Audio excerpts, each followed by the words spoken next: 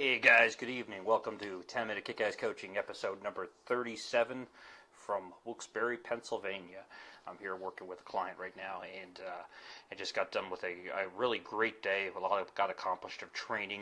It was more along the lines of technical training, but it's also some process training in a house, going over some of the things that need to be done to kind of get this division of it going as the weather gets a little bit warmer. So I really appreciate the opportunity, of course, and here with a client overnight. I got a little bit to go back and do tomorrow morning, and then I head back home at least for a day or so before heading back out again. So road warrior, I guess you want to call it. So tonight I want to talk about something called, really the importance of training and when to train and why you need to train your staff members and what the importance is. Well, really, they're your frontline employees. Steve Tobiorn, you'll hear me mention his name quite a bit, a big mentor to me. Talks about frontline employees, and it's the truth. I mean, these guys, men and women, are out there, and they're your frontline people.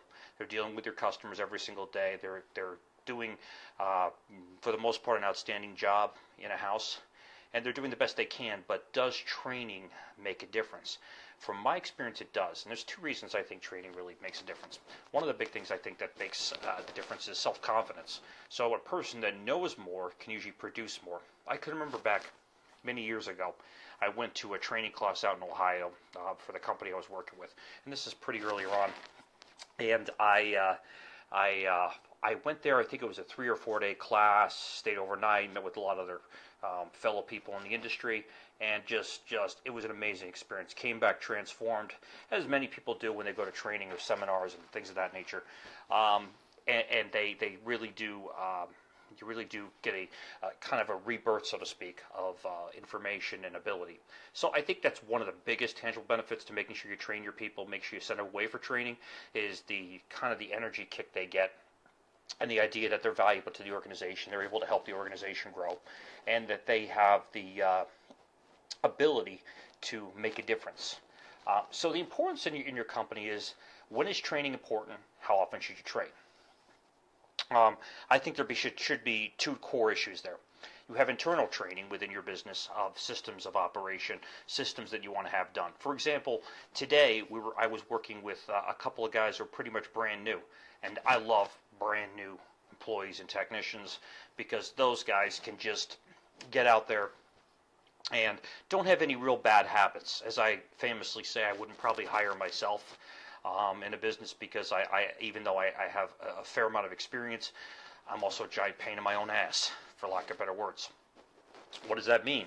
So the person that you're dealing with has no habits to break, no problems, and nothing to really change. They're coming with an open mind, open idea, willing to listen and learn. They may have a different input on certain things, and that's fine, but they are much more trainable because they're open to information. They're like a child, essentially. And a young child goes out there, and when they're there, they have no restrictions, no limitations, nothing on them that actually says, I can't do something. So when you're new to this, and you're brand new, even if you've got some kind of background with other service businesses or in the construction trade or whatever the case it is, it doesn't make a difference. You don't have any bad habits to break.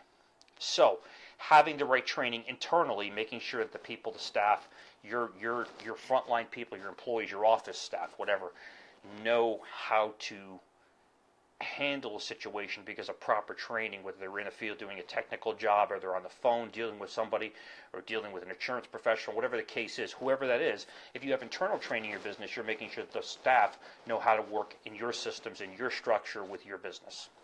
The other part of training is, in our industry, we have what's called, there's two different associations. ICRC is one and RIA is the other one. But in every industry service, you have a trade association. You have something that's there that is meant there for training and learning and growing and building with. That is a second step of training. It's a training where they're getting away, where they're basically getting information from other people on how to bring things into your business. But they're getting it from an outside view, so that person may have a different view than you, but some of that experience they're going to get can be very beneficial to your organization when you bring back. One of the best courses I like is a Strategy for Success course. Obviously, it's linked here on my page. I really believe in what Strategies for Success and the staff there do, because in the 5 days you're there, you get a really intensive, almost college-type level training.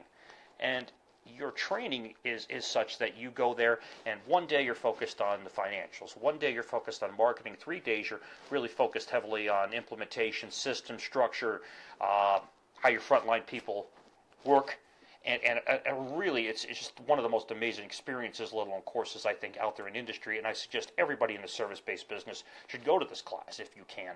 It's primarily for people that are in mind, the carpet cleaning restoration, but I can tell you the concepts apply to anything in the service-based field. So that training, when somebody goes away and is able to learn that from an outside view, they come back a different person. Now, certainly, they can't possibly absorb everything. I've been through the class multiple times, and I haven't been there in years, and I need to get back there because it changes. And even if it didn't change, which it does, you forget stuff. So education is ongoing. Information is ongoing. Learning is ongoing. You have to make sure that your people out there have new pieces of information at all times to help them grow, develop, and build. So that's it. No, Ralph, I did not get a haircut, but it kind of looks like it did. I think it's just called hair thinning, so my apologies, brother. And thank you for your hospitality, letting me stay at your place last night. I really appreciate it. But going back to a point, your training, the things you put into your people so they can help develop and grow your business from an outside view is just as important, if not more important, than the training you're going to do in-house. But you have to have both, in my opinion.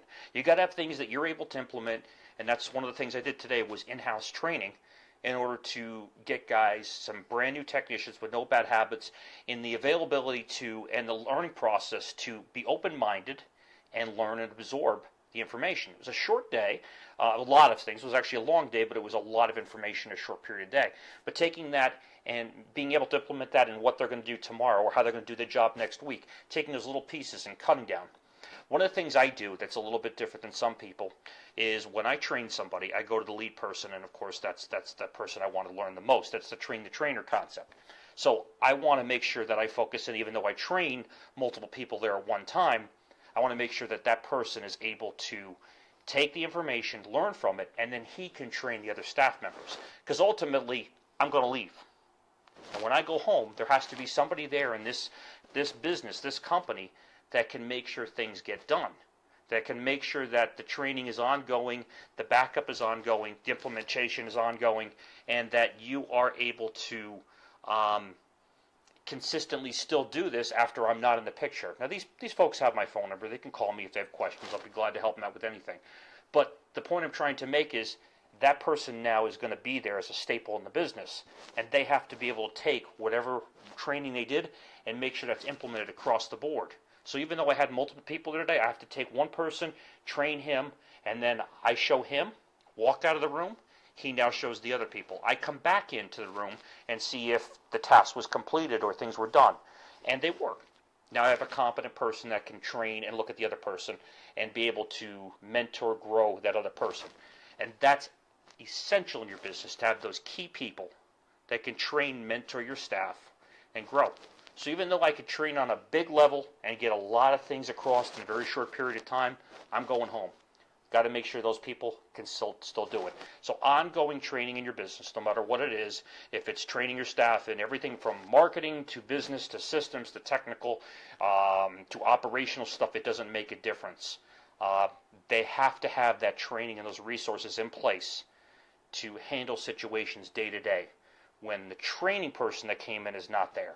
So you need to make sure you provide, in my opinion, your business in order to sustain, grow, and maintain the right people. You have to make sure there's training both in-house and out-of-house. And your out-of-house training has to be the big picture stuff that they're getting from an outside view that most people would not even know about. The in-house training is what you do to implement your thoughts, your process, your systems, your ideas of what you foresee, your vision of what you foresee in the business. So guys and gals, think about it. Put together what you feel are things that need to be objectives that are maintained in the business. Make sure your people are trained properly and trained often. And that does a tremendous amount from the knowledge base in your business and also from the morale base in your business. I have never, ever, ever regretted sending somebody away for training or having a trainer come in and work with my staff in the past. Never regret it because it works on all fronts for everybody. Worth every penny to me. So make sure you empower your staff, You work with your staff, you train your staff, and you help them maintain the goals for both you and them. Guys, thanks so much. This is episode number 37 of 10-Minute Kick-Ass Coaching this evening from Pennsylvania. I really appreciate your time, and I look forward to speaking with you again tomorrow for a brand new episode. Feel free to comment again, put any questions you have, any comments you have about your thoughts, or maybe some ideas of what you're doing in training in your business that's really helping you get to the next level and your people to the next level. Thanks so much. Have a good evening. Talk to you soon. Bye-bye.